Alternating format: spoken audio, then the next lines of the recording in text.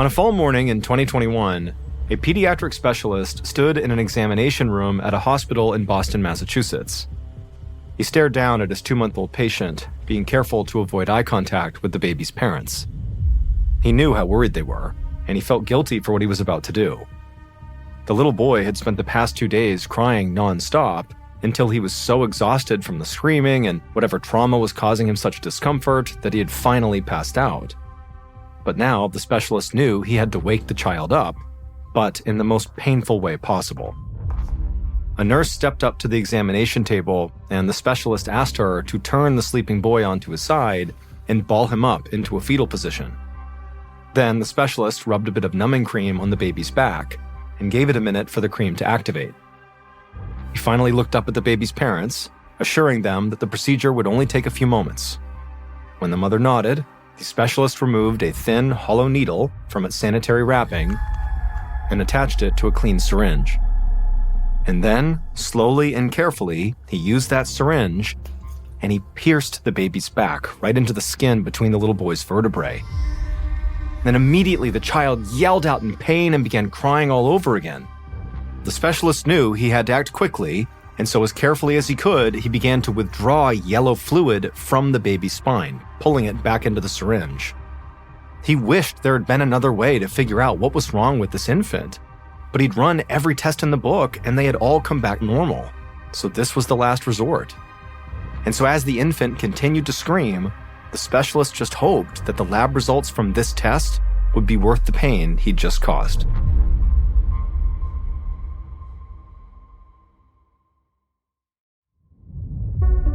From Ballin Studios and Wondery, I'm Mr. Ballin, and this is MrBallen's Medical Mysteries, where every week we will explore a new, baffling mystery originating from the one place we all can't escape, our own bodies. So, if you like today's story, when you and the follow button are at the beach, tell them to bury themselves and promise you'll dig them up, but then just leave.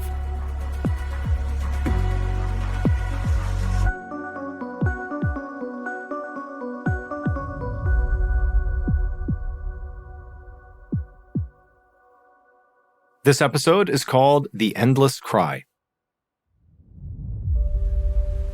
On a chilly fall afternoon in 2021, a woman named Ruth Jones pushed her grandson's stroller through the Boston Common, a beautiful city park in Boston, Massachusetts. Ruth beamed with pride as people leaned in to get a look at 8-week-old Tommy, who was cooing and gurgling in his stroller. This was one of Tommy's very first excursions outside of the house, and he was bundled up so much that he almost looked like a little burrito with big brown eyes, fascinated by the treetops overhead and all the new faces waving hello. Ruth walked them around the pond, marveling at all the autumn foliage in the park, then sat down on a bench across from her favorite people-watching spot, the vintage carousel with hand-painted wooden horses and zebras. She turned Tommy's stroller so he could see the flashing lights and hear the lively organ music, but after a moment, Tommy started to cry. And so Ruth turned Tommy around and tried to calm him down, but it was like nothing she could do could get the boy to stop crying. Ruth's daughter Emily had warned her that Tommy had been very irritable lately. So she picked Tommy up out of the stroller and cradled him to her chest, thinking that might calm him down. But he just continued to wail in her arms, almost like he was actually in pain. Ruth then tried to give Tommy a pacifier, something he normally liked, but he wouldn't take it. And if anything, it just seemed to make him even more upset. Ruth wondered if maybe he was hungry, but she didn't have a bottle with her, so she decided it was time to take Tommy home. Tommy cried the entire way back. By the time Ruth got him to her daughter's house, his voice was hoarse. Now, at this point, Ruth did feel very sorry for Tommy. She didn't know what was going on, and obviously he was very upset. But if she was being honest, all this persistent crying was actually now giving Ruth a bit of a headache. And so she carefully brought Tommy into the kitchen, and she put the kettle on the stove for tea, and then put Tommy's bottle in a warmer. And while the milk was warming, she set out a teacup, put a tea bag in, and also got some honey out.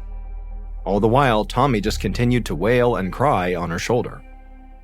Once Tommy's bottle was warm, Ruth tried to give it to him, but he was so upset he wouldn't take it. And so now Ruth was sort of out of ideas and really didn't know how to calm Tommy down. And so she just began walking around the kitchen, patting her grandson on the back and doing everything she could to be motherly, but Tommy just kept on wailing and wailing. And then Ruth remembered that her daughter and son-in-law had said something about giving Tommy something sweet when he had been really upset these past couple of weeks. But Ruth looked around the kitchen and couldn't find anything that fit the description and didn't feel comfortable just giving him something random. And so ultimately, Ruth just sort of walked around the kitchen as Tommy screamed for the next few hours until finally Ruth's daughter Emily came home and took Tommy from her. 6 days later, Ruth was at Tommy's pediatrician's office, holding the crying baby to her chest while trying to fill out a clipboard of check-in forms. Over the past week, Tommy's meltdowns had gotten longer, louder, and more frequent. Ruth and Emily were both worried that something was genuinely wrong with him, and so Emily had scheduled this doctor's appointment for Tommy. But today, Emily had to work, and so Ruth had taken the baby. When they finally got called back to the examination room, Tommy's crying only seemed to get worse. And so the pediatrician, upon seeing Tommy, sort of furrowed her brow as she began conducting a routine physical exam. And as she did, Ruth explained that these crying fits had been going on like this for a full week. The pediatrician nodded as she touched the right side of Tommy's abdomen, and as she did, Tommy wailed harder and louder than Ruth had ever heard. She jumped to her feet out of instinct, genuinely horrified by the noise coming from her grandson. But the pediatrician just shook her head and said not to worry. She now knew what the problem was. There was gas stuck in his tiny stomach. The pediatrician then showed Ruth some exercises to do on Tommy, and she literally began pedaling Tommy's legs and folding them up and down and rubbing his stomach to help him pass the gas. And as she did that, in demonstration for Ruth, it did seem like Tommy was calming down just a little bit. However, by the time Ruth and Tommy were back home again, Tommy was wailing all over again. And so Ruth carried him up to the nursery and ran him through all those exercises she had been shown on his changing table, and he did pass some gas and he did start to quiet down. And for a second, Ruth felt relieved, like they were onto something, that they had really figured out what was wrong here and they were slowly making it better. But the second she picked Tommy up again, he started to cry again. Ruth was at a loss. She just couldn't seem to keep him calm. She paced the hallway with him, and she also just stopped and rocked him back and forth. She carried him up and down the stairs. She sang lullabies, but nothing worked. A few hours later, when Emily got home from work, Ruth almost cried with relief. She handed Tommy off to Emily the moment her daughter stepped through the door. Ruth was obviously still very concerned for Tommy, but she also desperately needed a break from the constant crying. It had just gotten worse all afternoon. I mean, his screaming was relentless. And now, as she walked outside down towards her car, she could still hear him crying in the house. And as Ruth drove back to her home, all she could think about is what's going on with Tommy. Half an hour later, back at Emily's house, Emily sat in the nursery with Tommy trying to feed him. Downstairs, she could hear her husband Dave in the kitchen making dinner. And even though Emily was hungry, she knew she had to give Tommy his own dinner before she could eat. And that was proving much more difficult than usual. Now, Tommy had always been a fussy baby, but nothing like the last week. The only time Emily noticed her son seemed even remotely calmed down and happy was when he was nursing, or when they dabbed a trace of honey on his pacifier and actually got him to use it. And so Emily rocked Tommy, and finally he did latch on, and he began breastfeeding, and at that point he did sort of quiet down. Except as he was eating, Emily noticed that he was not latching onto her breast as firmly as he usually did. As the minutes went by, she noticed that he seemed to be drinking less and less milk too. She wondered if maybe it was just because he was so tired from all the crying. A minute later, he'd stopped drinking completely and was fast asleep. Emily thought that maybe he wasn't all that hungry, so she put him in his crib and joined Dave downstairs for dinner. The next morning, just before dawn, Emily was back in Tommy's nursery, back in the armchair she used for nursing, but Tommy was not latching. No matter what she did, she could not get him to begin to breastfeed. Not even in the weak way he'd done the night before. It was just like he wasn't doing it. She knew Tommy had to be hungry, but she had no idea how to get him to actually eat. At this point, Emily felt like Tommy's behavior was more than just typical baby fussiness. And so when her husband appeared in the doorway a moment later, She told him they had to go to the emergency room.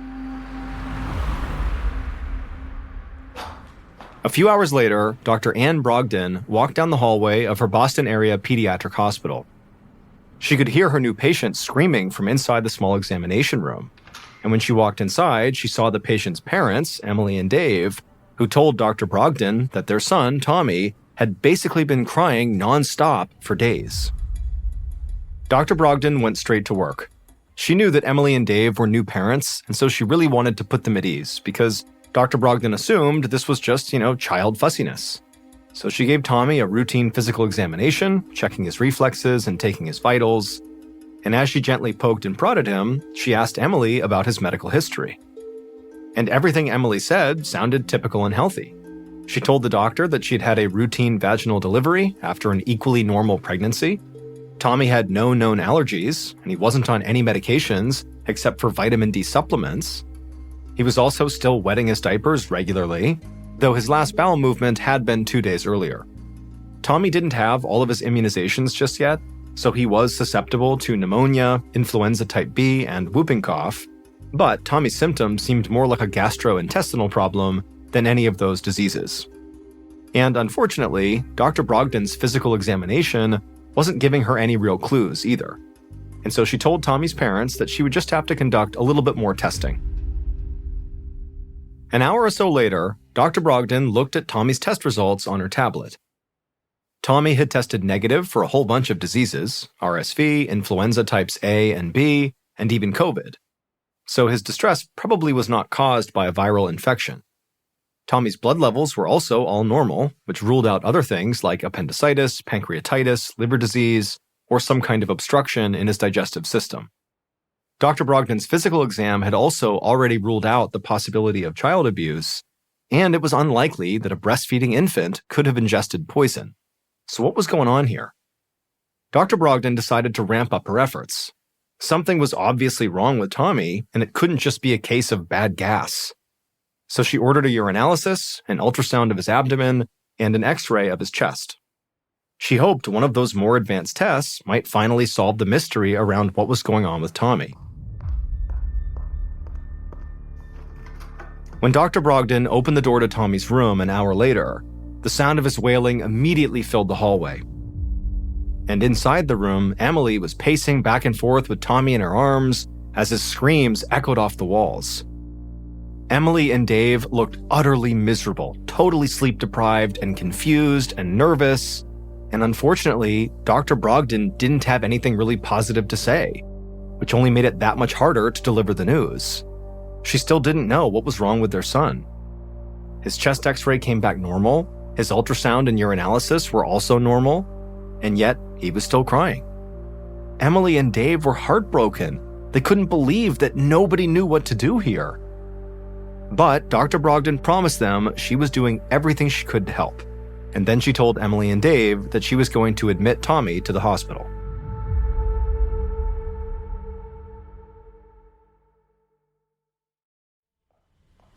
Four hours later, one of the hospital's pediatricians, Dr. Christopher Reynolds, entered Tommy's hospital room. He'd read in the clinical notes that Tommy had been crying for days, so he was surprised to find that the room was actually silent when he walked in. Emily and Dave were inside the room sitting on the bed. Dave was holding Tommy, who was nearly asleep. After more than 6 hours of uninterrupted crying, it seemed like the little boy had finally tired himself out. Dr. Reynolds hoped that was a good sign. The doctor introduced himself and reached for the baby to do a physical exam. He'd already scanned Tommy's case file and knew that despite crying for days, Tommy was mentally alert. But when Dr. Reynolds took Tommy and fully woke him up and tried to get his attention, he noticed that Tommy did not seem to focus on him. At first, he wondered if maybe it was because the boy was just so sleepy, but the more he examined the child, the more he began to realize that Tommy seemed to have no energy at all, and his reflexes were quite slow. It was like his reactions were on a time delay. Dr. Reynolds knew Tommy had to be tired, but this was something else. Dr. Reynolds immediately ordered an MRI to see if there was something wrong with the child's internal organs. And fortunately, that scan showed no abnormalities, but it meant Dr. Reynolds had to order more testing to figure out what was actually going on here. He told Emily and Dave that he wanted to test Tommy's next stool sample. And in the meantime, he also wanted to perform a lumbar puncture, or spinal tap, just to make sure that Tommy was not suffering from an infection in his brain or spinal cord. The spinal tap procedure did not take very long, but Dr. Reynolds knew it was very difficult for Emily and Dave to watch. The doctor had placed Tommy in the fetal position on his side and then inserted a long needle into his spine to draw out the spinal fluid. And even though he had placed numbing cream on the injection site, Tommy's cries were still ear-splitting the instant the needle broke the skin. Thankfully, it was all over in just a few minutes. Once Dr. Reynolds had the spinal fluid sample, he sent it for testing right away. And this time, Dr. Reynolds did get a useful clue. The spinal fluid analysis showed an elevated protein count, which could mean Tommy's body was working overtime to fight off some kind of infection. But since they had already ruled out a lot of the more common infections, Dr. Reynolds was now worried that Tommy might have meningitis, or inflammation in the brain. Bacterial meningitis, especially in children, is extremely dangerous. It can cause long-term problems with seizures, brain damage. It can even be fatal. And so even though the doctor didn't know specifically what kind of infection the baby was fighting, what he did right away was just put Tommy on antibiotics to try to kill whatever bacteria was causing the infection. About an hour later, Dr. Reynolds checked in on Tommy to see if the antibiotics were kicking in. But as soon as he examined the little boy, he could see there was a big problem. Tommy was really struggling to breathe, and whenever he breathed in, it almost sounded like he was grunting. In fact, Tommy was fighting so hard for oxygen that Dr. Reynolds could see his ribcage straining against his skin with every breath. And there was a faint blue tint growing around Tommy's lips, which truly scared Dr. Reynolds because that meant the baby was not getting enough oxygen. And so he immediately put Tommy on supplemental oxygen and instructed the nurses to rush him to the intensive care unit. Moments later, the hospital's pediatric critical care specialist, Dr. Cassandra Pierce, examined Tommy in the pediatric ICU while his parents, Emily and Dave, stood by at the foot of his hospital crib. Dr. Pierce thought Tommy's cry was more weak and pained, and in fact, it sounded more like a snore than a wail, like it was taking everything out of him just to make a sound. To Dr. Pierce, that was a sign of an airway obstruction. So she turned Tommy onto his back, and when she did, she noticed his eyelids were drooping and his head sort of bobbed strangely up and down on his neck. Dr. Pierce knew she had to act quickly, and so she called for an intubation kit, and right away a nurse came back with one. Then Dr. Pierce took the hollow tube and slid it down Tommy's throat past his vocal cords, all the while Tommy was jerking in discomfort trying to pull away. But once the tube was all the way in and Tommy stopped thrashing, Dr. Pierce hooked it up to a ventilator, a machine that would now breathe for Tommy, so his body could rest and get the oxygen it desperately needed. But even as the child's chest began to rise and fall in a steadier pattern, Dr. Pierce knew Tommy's lungs were still at risk to collapse. But just then, the heart rate monitor by Tommy's bedside began beeping. Tommy's heart began beating much faster than normal. Then another monitor began going off, signaling that Tommy's blood pressure was rising too. It was like his entire body was panicking, even though he was lying there quietly. Thinking fast, Dr. Pierce turned to the nurse and asked her to start Tommy on continuous infusions of opioids and drugs called benzodiazepines, which would hopefully get his body to relax and relieve his pain until she could figure out what was going on. Also, Dr. Reynolds administered Tommy a sedative and lower-dose painkiller. An hour later, Dr. Reynolds was leaning over Tommy, testing his reflexes, and they remained very weak. In fact, overall, Tommy was just growing weaker by the minute. Further analysis had been conducted on Tommy's spinal fluid, and it had come back negative for meningitis. On the one hand, Dr. Reynolds and the rest of the medical team were relieved that the boy did not have meningitis. But on the other hand, at this point, they still just didn't have a diagnosis for Tommy, which was making caring for him nearly impossible. It's like in some ways, just having a diagnosis, even a bad one, would sort of be an improvement. They'd at least have the ability to try to treat something. But without a diagnosis, they were just sort of left scratching their heads. Dr. Reynolds went back to Tommy's medical history and looked for anything that somebody might have missed. But there was nothing that stood out. The child had no neurological deficits, he had no swelling in his heart or lungs, there were no gastrointestinal issues or urinary issues. On paper, Tommy should be fine. And yet, he continued to get sicker. In fact, he was now developing something called hypotonia, or severe muscle weakness. Something was clearly slowly paralyzing Tommy. But when Dr. Reynolds reviewed Tommy's brain scan, it showed nothing abnormal, which meant that whatever was weakening his muscles probably wasn't affecting his brain or spinal cord.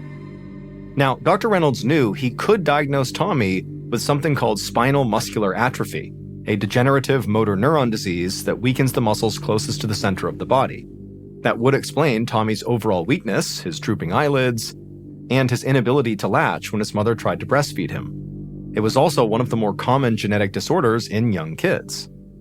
But deep down, Dr. Reynolds knew that diagnosis did not explain all of Tommy's symptoms, including the high protein levels in Tommy's spinal cord fluid. Then he thought Tommy's high protein levels and growing muscle weakness could be a sign of Guillain-Barré syndrome, a condition caused when the immune system attacks the nervous system and weakens the muscles. But Dr. Reynolds knew that that syndrome was very rare in babies. Dr. Reynolds paced the hallway outside of Tommy's room, trying to think if there was anything he hadn't thought of or some question he hadn't asked. And then he realized there actually was one question he had not personally asked the parents yet. And so he dashed back down the hallway to Tommy's room, he went inside, and he asked Emily and Dave, who were at their son's bedside, what had they fed their son in the past few weeks? Now, keep in mind, Tommy was breastfed, and so the assumption was he only got milk. But Dr. Reynolds was wondering if maybe this child had eaten something other than milk. But Emily looked up at Dr. Reynolds and just told the doctor that, yeah, Tommy is breastfed and he's only had her milk. Dr. Reynolds felt defeated. For a second, he felt like maybe he had just solved what Tommy's issues were. Maybe it was coming from eating something that was not his mother's milk. However, just then, Tommy's father, Dave, added that on occasion, when Tommy would not take his pacifier, they would sweeten it with a drop of honey. Suddenly, it all made sense, and Dr. Reynolds knew what was wrong with Tommy. But it was a terrible diagnosis, and there was no time to waste. Tommy needed emergency treatment right away, even before the diagnosis was confirmed.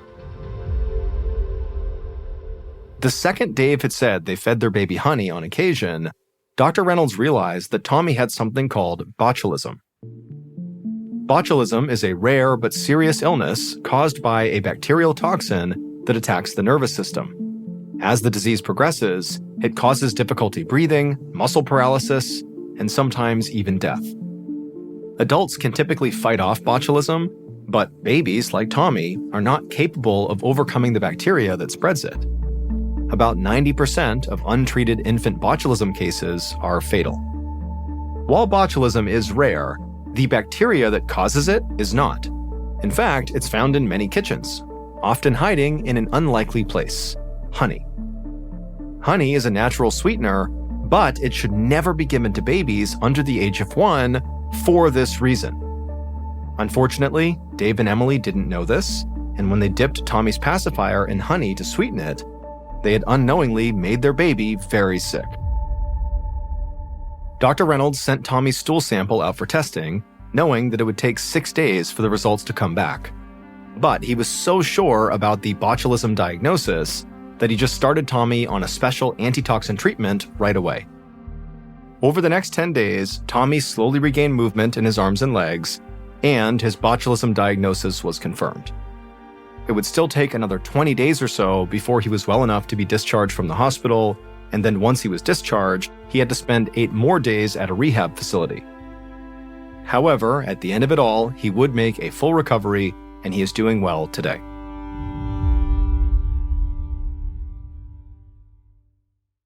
Of September 29, 1988, a 10-year-old boy named Francisco was walking along the perimeter of a man-made lake in southern Brazil while poking the ground with his stick. Francisco was doing one of his favorite after-school activities, which was looking for bugs. And this lake, which was a part of the Billings Reservoir in the Brazilian state of Sao Paulo, was his favorite place to do that. And the reservoir was gigantic, but it was not shaped like a typical circular lake. Instead, it was more like a big river that kind of wound around and had all these skinny branches kind of jutting off the sides of it.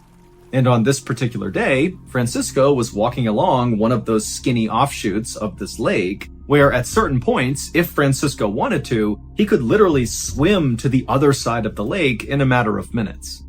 Now, Francisco knew he was not really supposed to be anywhere near this reservoir, because in recent years, gangs from the nearby cities would bring their murder victims out to this reservoir and bury them here. And so locals knew it was not a safe place and to stay clear. But Francisco, he didn't listen to any of that because he loved walking around this lake and looking for bugs. And so he thought, you know what? No one's harmed me yet, so what's the big deal?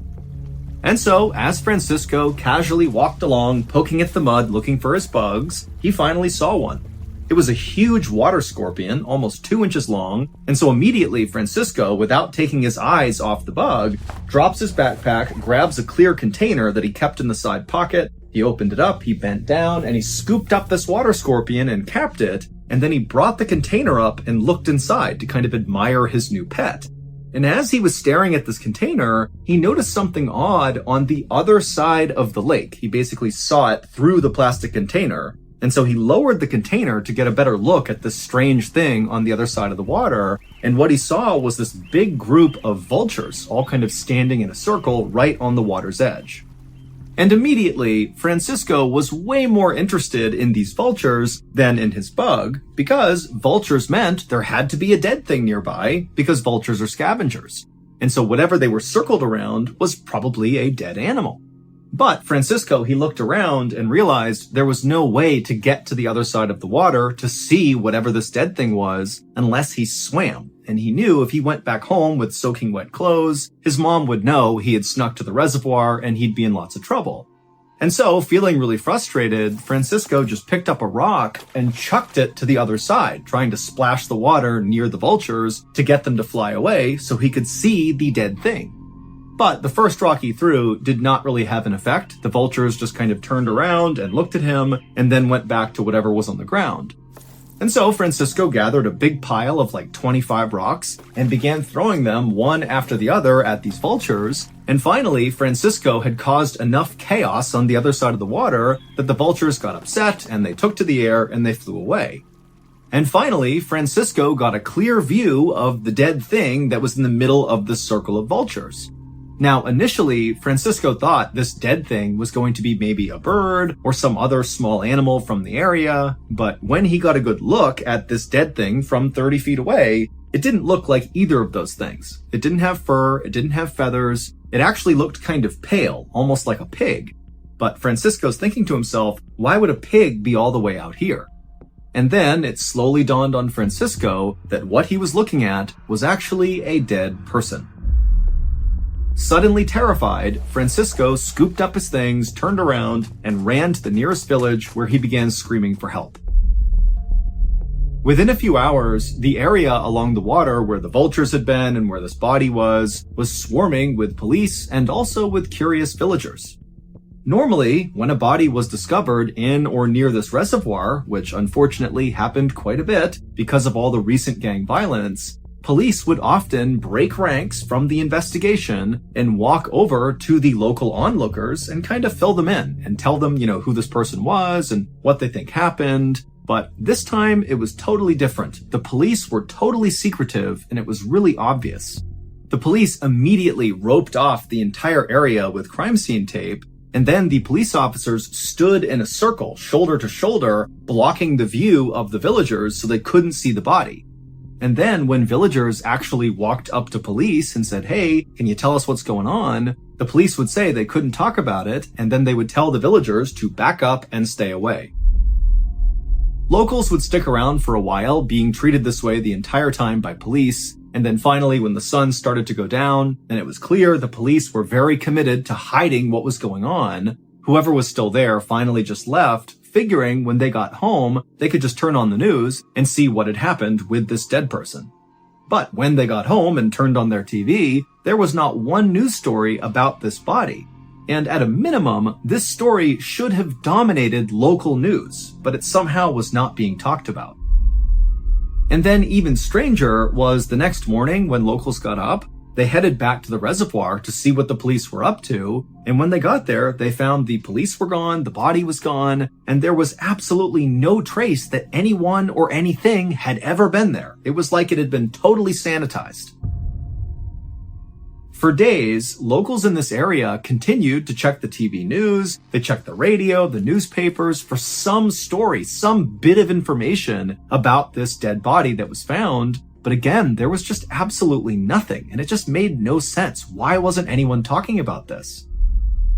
And so eventually, in the absence of any official information about what happened, a rumor began to circulate among locals that the body belonged to a local fisherman who had gone missing 3 days before Francisco discovered him. And this fisherman, apparently he was an alcoholic, and he had gone to the reservoir and he had begun drinking, and apparently he drank so much that it killed him. Now, many people wondered, if this drunk fisherman story was the real story, then why were the police so secretive about the body, and why weren't they willing to give up any information to the crowd about what had happened to this guy? I mean, a drunk fisherman is not a super sensitive thing. It just seemed like that doesn't line up with the police's behavior. But questions like these remained unanswered, and after several weeks of still no new information, no news coverage anywhere, even the most skeptical of villagers who really thought there's something weird going on here, they just kind of forgot about it and moved on. Until 6 years later, in 1994, when someone, we don't know who, from the Brazilian government decided they just couldn't keep the secret any longer. And so they gathered up some photos and an autopsy report they were not supposed to have, and they smuggled those things to the media. And once the media published these things, it became immediately clear that the dead man who was found in the reservoir in 1988 was not a drunk fisherman who drank himself to death, nor was he the victim of gang violence. Instead, it appeared that this person's death could potentially be paranormal. But before we dive into the significance of those leaked photos and the leaked autopsy report, you need to understand a weird aspect of Brazil's history.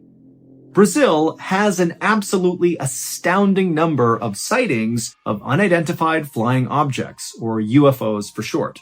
And these are not your typical UFO stories where some person claims they saw aliens or they were abducted by aliens, but they have no witnesses, they have no proof, they have nothing but their own story.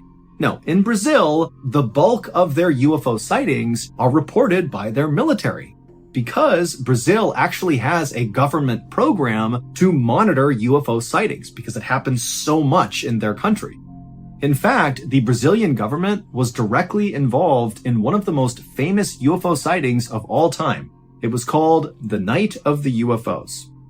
This famous sighting, or sightings, because it actually happened in 4 different Brazilian states simultaneously, happened on May 19th, 1986, which was 2 years before Francisco spotted the dead body in the reservoir.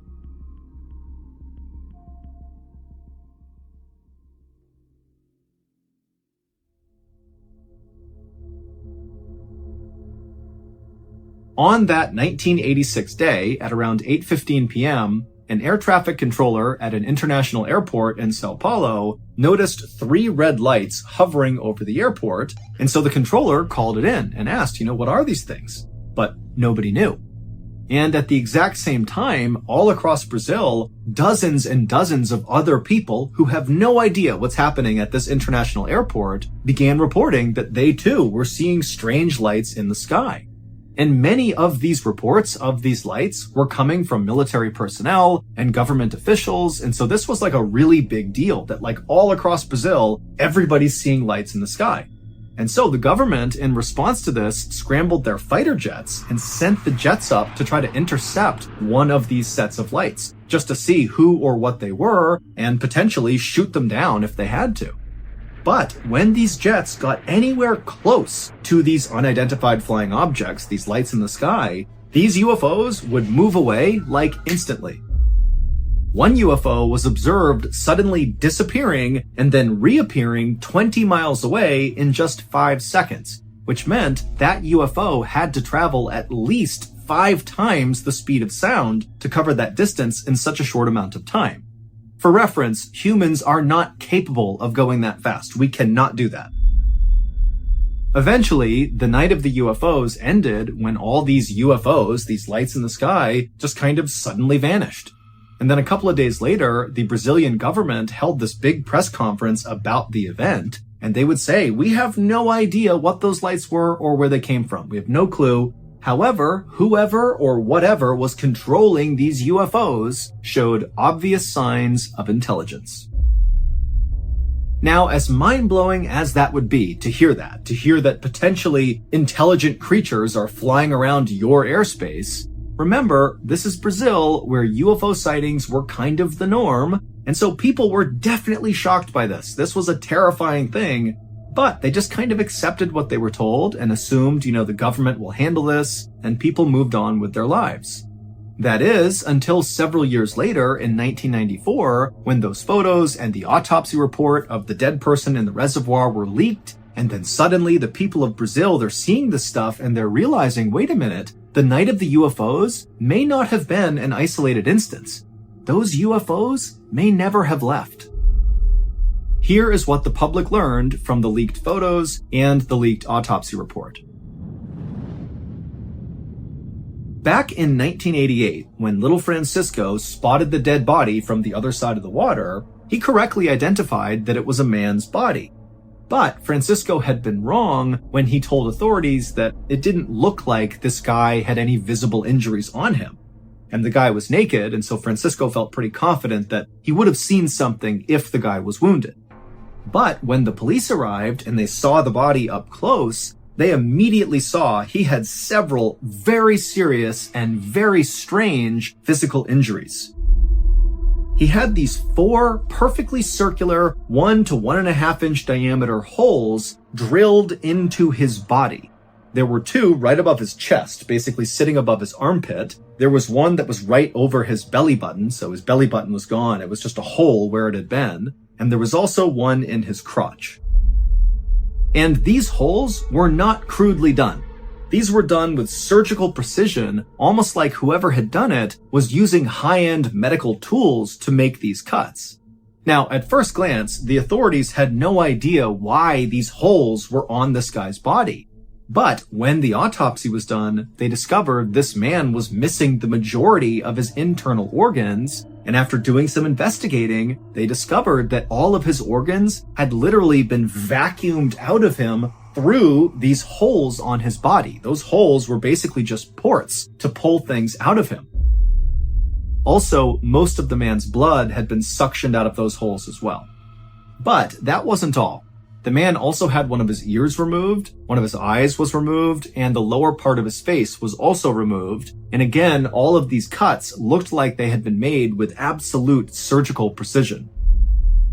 But perhaps the most brutal aspect of all the things that came to light when these documents were leaked was something that, unless you looked really closely at the autopsy report, you wouldn't necessarily notice. And it had to do with this man's vagus nerve. Your vagus nerve is something that controls part of your nervous system that's responsible for automatic functions like heart rate and digestion. And so when your body is suddenly in great distress, like suddenly you're fighting for your life or something, your vagus nerve can basically shut off those automatic functions like digestion in order to ensure all your energy is going towards fighting for your life. But in this dead man's case, his autopsy revealed that his vagus nerve had gone absolutely wild right at the moment of his death. It's complicated, but this suggests that this man was very likely alive when his face was being surgically cut off, and those holes were being drilled into his body, and his organs were being vacuumed out. And then at some point, the excruciating pain that came from these horrible things happening to him got so bad, his vagus nerve basically turned off his heart. So it was not these horrible physical injuries that killed him. He literally died from the pain of these physical injuries. In short, his body basically killed itself to avoid feeling the pain it was feeling. So, I'm sure you're wondering, how does the dead man in the reservoir and these leaked photos and the autopsy report, how does all of that connect with the night of the UFOs, which happened 2 years before the man in the reservoir was even found? Well, following the night of the UFOs in 1986, farmers in Brazil who lived in the areas where these famous sightings took place began reporting that their cattle were dying kind of inexplicably. And this began happening with enough frequency in all of these areas where the UFO sightings had taken place that a theory began to develop in Brazil that maybe the UFOs that were here during the night of the UFOs have something to do with all these cows turning up dead. And as that theory began to take hold all across Brazil that, UFOs are killing our cattle, another theory began to come out of that one, which was, well, if the UFOs are coming in here and killing cattle, what's stopping them from killing people? And then in 1988, so 2 years after the night of the UFOs, and right in the middle of all these farmers all across Brazil saying their cows were dying for no reason, the dead man in the reservoir was discovered. And as soon as the government saw the physical condition this guy was in, with the weird holes drilled in his body and his organs missing and his face pulled off, that, plus the fact that he was located in this reservoir, which by the way was in a night of the UFO sighting area, the government decided they would have to hide the story. A critical detail that I have left out intentionally until right now is that the cattle who were turning up dead, they were turning up dead with circular holes drilled into their bodies, with organs missing and parts of their faces removed. Meaning, clearly, whatever was happening to these cattle inside of these sighting areas had happened to this man in the reservoir.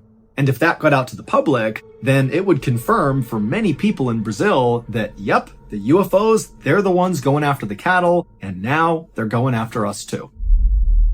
And so this was why the police were so secretive about the body and not letting anybody see it or learn anything about it. And it was also why no news was run anywhere in Brazil about this story. It's because the government was really trying to make sure it did not get out. And the government was able to keep it quiet until 1994 when those photos and the autopsy report were leaked. But like all things having to do with UFOs or aliens or paranormal stuff, it's like despite the evidence, those things very quickly are pushed into the kind of conspiracy theory bucket and they stay there. People do not want to touch that category. So even though Brazil remains an absolute hotbed for UFO sightings, Wikipedia even has a page dedicated just to tracking Brazilian UFO sightings. Despite all that, no one really cares. But if you care, there is an unbelievable amount of information online about what's going on in Brazil, and if nothing else, it is just a fascinating rabbit hole to fall into.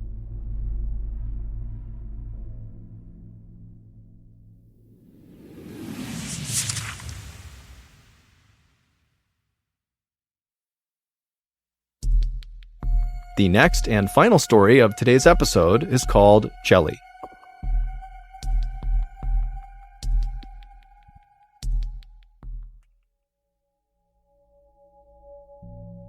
On the afternoon of June 6, 1980, a 56-year-old man named Zygmunt Adamski, who just went by Ziggy, was having a late lunch with his wife and his cousin inside of Ziggy's little brick house in the English village of Tingley.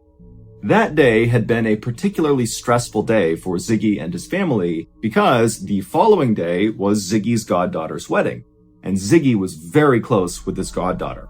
Ziggy and his wife couldn't have kids because of medical issues, and so his goddaughter had basically become, at least in Ziggy's mind, like his own daughter. And so in fact, at her wedding, Ziggy was going to be walking her down the aisle.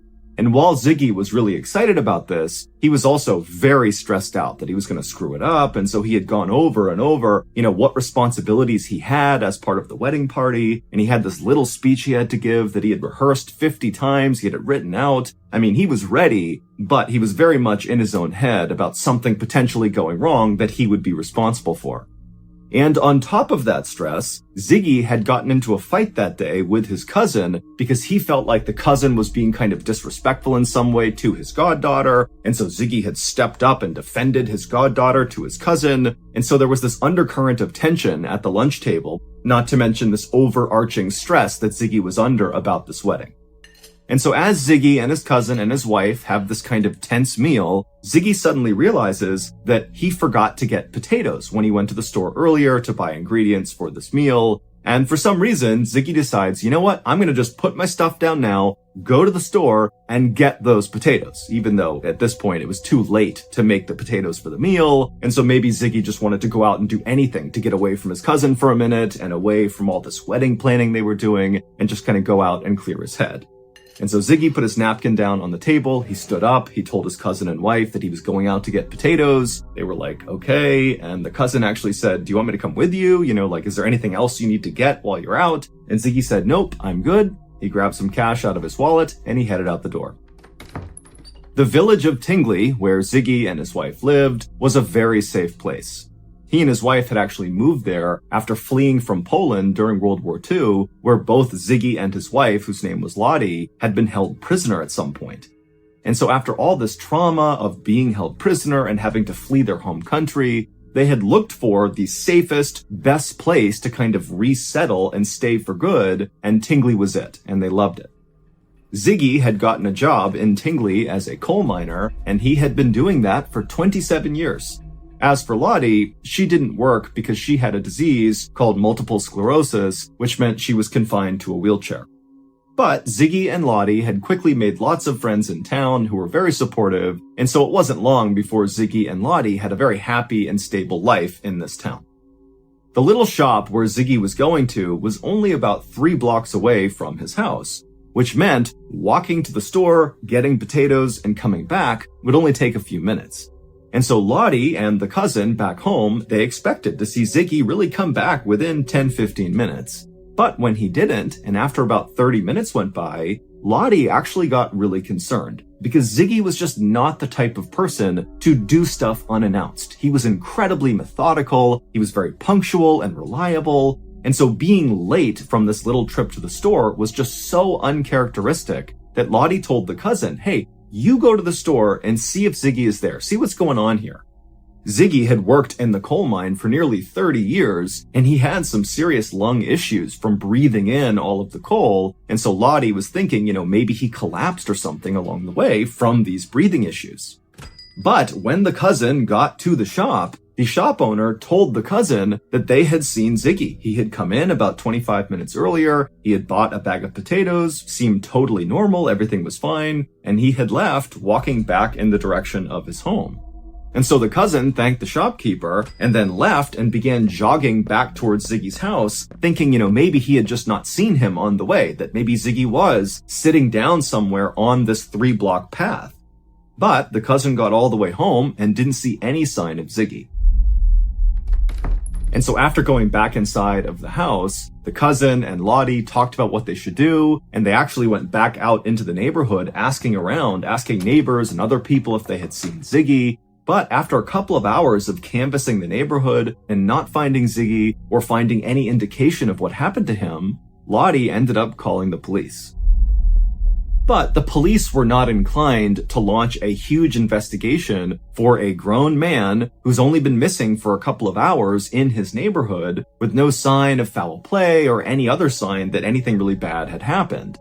And after the police began asking questions of Lottie and the neighbors about what Ziggy's life was like, they learned that recently Ziggy had been declined for an early retirement from the coal mine.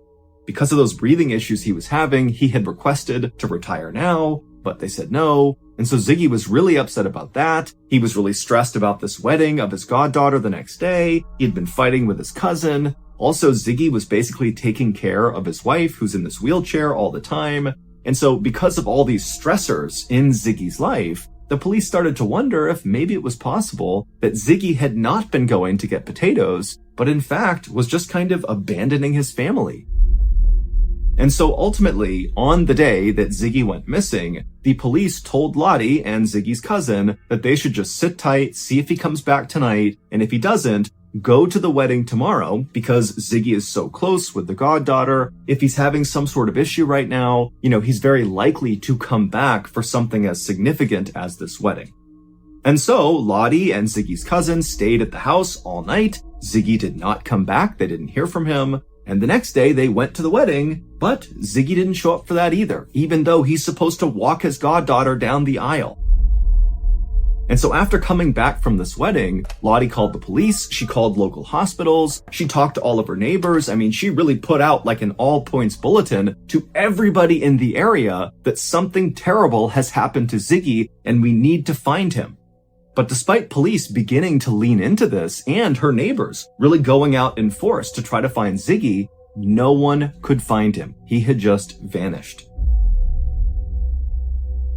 On the morning of June 11th, so 5 days after Ziggy went to get potatoes and then vanished, a man named Trevor Parker got to work at his father's coal yard in the English town of Todmorden.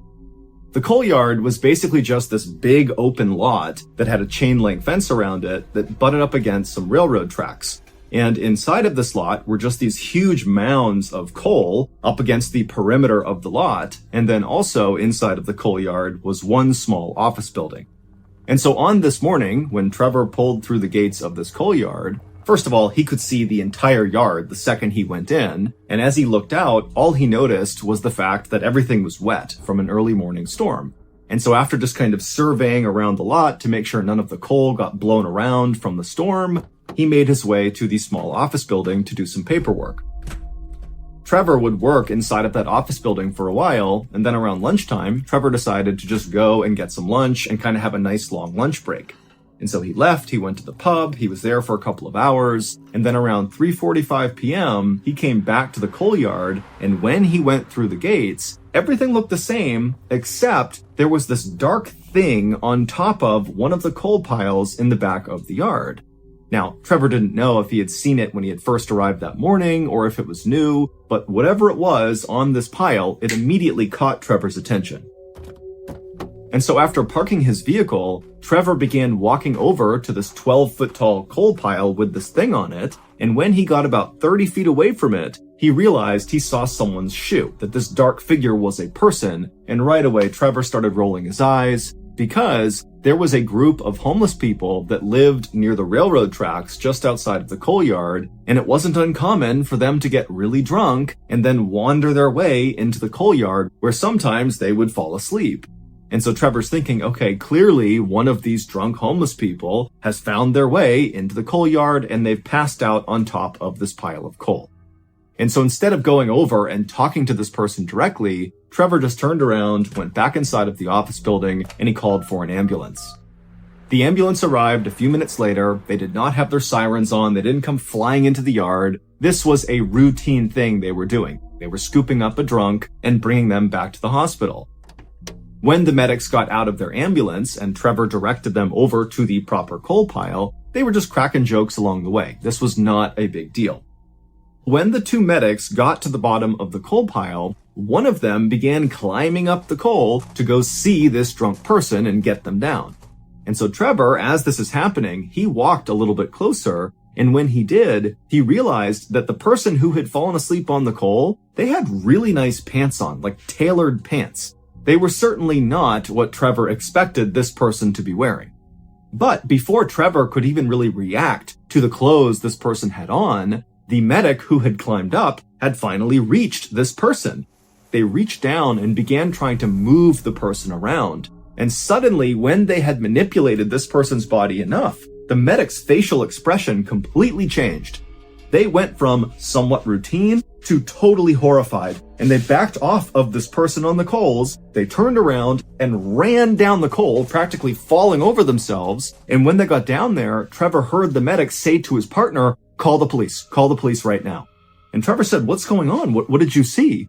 And the medic who had reacted that way just shook his head and walked away to kind of compose himself.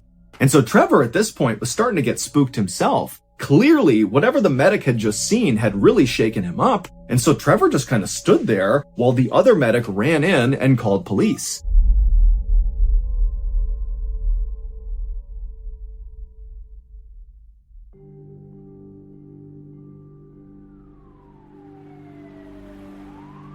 And then a few minutes later, a police car came flying into the coal yard, and an officer named Alan Godfrey, along with his partner, got out of the car, and right away, the medic, who had gone to the top of the pile and been freaked out by what he saw, walked over with a very ashen face, and he told Alan Godfrey that something was terribly wrong with the person on top of this pile.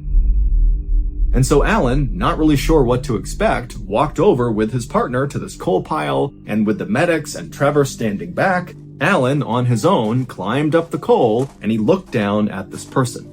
And what Alan saw was a man lying on his stomach wearing a beautiful three-piece brown suit, and Alan immediately noticed that there was absolutely no soot from the coal that this guy was laying on his suit, even though Alan, just to get up here, had basically covered himself in black soot. And so he was wondering, how did this guy get up here and not get covered in soot? It didn't make any sense.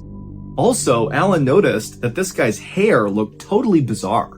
It looked like someone had given him like a really bad haircut with dull scissors, like they just grabbed tufts of his hair and kind of chopped randomly. I mean, his hair was kind of all over the place, there were bald spots. And then as Alan looked from this guy's hair down, he noticed almost hidden in his hairline was this fairly deep wound in the back of his neck that was still bleeding. But there was this weird green jelly-like substance very obviously placed over this wound. And Alan had no idea what this substance was. But as weird as all that was, that didn't explain why the first medic had basically completely panicked and run away. When Alan tried to roll this guy over onto his back to try to wake him up and see if he was okay, he rolled him over, and Alan got a look at this guy's face. And immediately Alan let go of him and kind of had to step back for a second, because the guy's face was contorted in this frozen look of absolute terror. His jaw was open so wide, it was almost like his lower jaw was dislocated, and his teeth were baring, and his eyes were bulging out of his head. And so Alan quickly realized that obviously this was not just some drunk homeless person who passed out here. This was a dead person, and whatever happened to them must have been unbelievably terrifying to leave someone looking like that in their death pose. It would turn out this deceased man in the coal yard was Ziggy Adamski. But this did not solve the mystery of what happened to Ziggy 5 days earlier. In fact, his discovery really only created more questions. This town where this coal yard was, Todmorden, was located 25 miles away from where Ziggy lived. And as far as anyone knew, Ziggy didn't know anybody in Todmorden. So there was no reason for him to be there. And number two, when he had left to go get potatoes, he had been on foot. So did he walk 25 miles to this random town? Also, assuming he did just walk to this coal yard, this coal yard is a big, wide open lot that if you were standing anywhere near it, even outside the fence, you could look in and basically see the entire place. So it just seemed really unlikely that Ziggy could just walk into this very public open space and get to the top of one of these coal piles without somebody noticing him. Whether that was Trevor or one of the other employees that were there, or one of the truck drivers that were in and out of there all the time, all day, doing deliveries, or the homeless people who were near the railroad tracks, or the people who rode the trains that passed by there every single day. I mean, there are a lot of eyes on this coal yard, but nobody saw Ziggy. It was like he just kind of appeared at the top of this pile. And again, even if Ziggy had managed to slip in and sneak to the top of this pile, why didn't he have soot from the coal all over his clothes? And if maybe he had been brought there, if someone had killed him and put him on this coal pile, there's even more reason he would have soot all over him, because they would have had to drag him up to the top of the pile. And even putting all that aside, if someone really did kill Ziggy and they placed him on this pile, why? This is a very open public place. Someone is going to find him. You're going to get caught if you're the killer.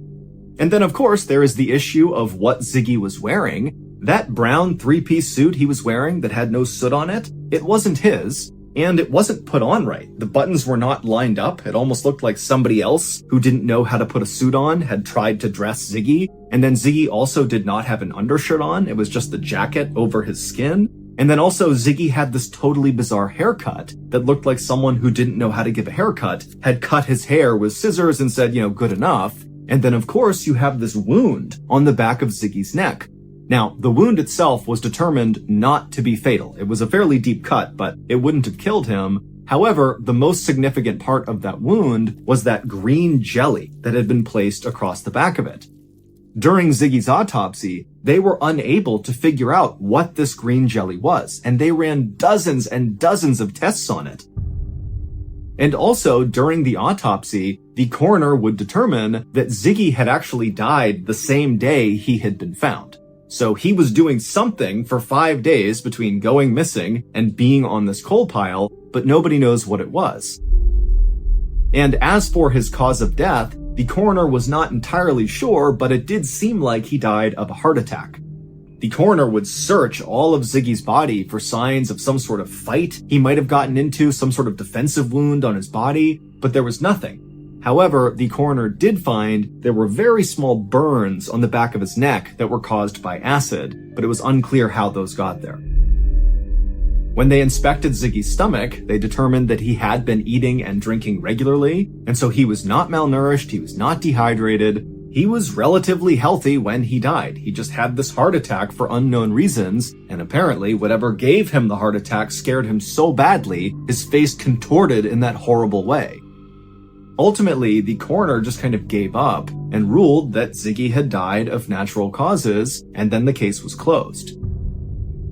But to this day, no one really has any idea how Ziggy went from going out to get groceries to winding up 25 miles away, dressed differently, with this haircut, with this jelly on him and acid burns, dead with this horrible look on his face on this coal pile. It doesn't make any sense. This case has become very famous because people say it is the best example of alien abduction. That Ziggy had left his house to get groceries, got abducted by aliens, and then over 5 days, these aliens did stuff to Ziggy, including cutting into his neck and dropping acid on him, and then they put that green stuff on the back of his neck, they dressed him the way they thought people dressed in the suit, but they didn't really do it right, and then they literally just dropped him on top of this coal pile, which would explain why he didn't have soot all over him. He was dead, they dropped him, and he just landed on the top of the coal pile. And even if you think that's totally far-fetched, keep in mind, still today, we do not know what that green jelly compound was on the back of his neck. It's literally never been identified, and people have been trying to figure it out for 40 plus years. Also, it's worth noting that one of the responding police officers, Alan Godfrey, claimed to have seen a UFO within weeks of finding Ziggy Adamski.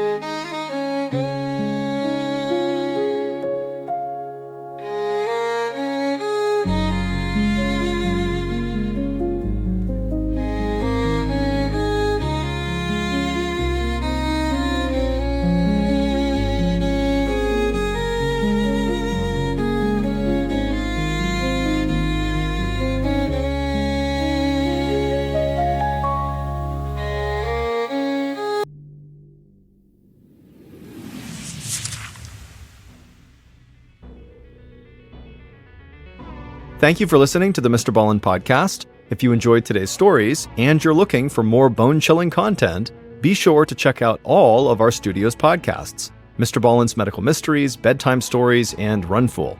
Just search for Ballen Studios wherever you get your podcasts and you'll find them all. Also, there are hundreds more stories like the ones you